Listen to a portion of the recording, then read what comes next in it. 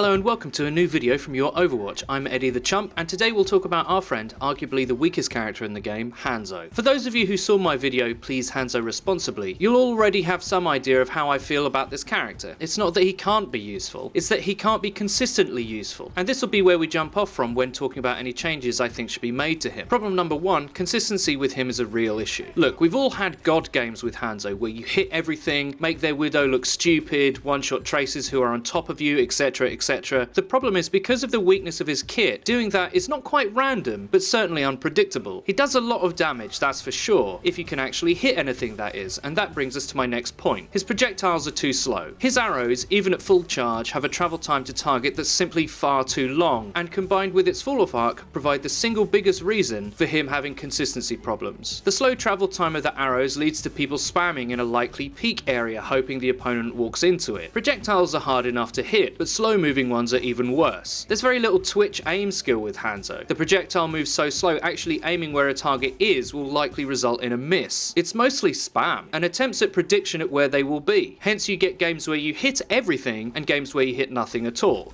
His cooldowns are too long. His cooldowns are ridiculous. His scatter arrow isn't too bad perhaps, and it's strong even if it is RNG, and I don't like that in particular. But his recon arrow is absurd. 20 seconds! 20! Widow can build an ult for full wall hacks in 20 seconds, and she's hit scan, so she relies on aim skill. Let's think about this. Hanzo's recon arrow is useful, and you don't want it spammed, but it is only partial. You can either do one on the likely death ball route, or one of the flanks, and that's it for another 20 seconds. That's rubbish and deeply underpowered.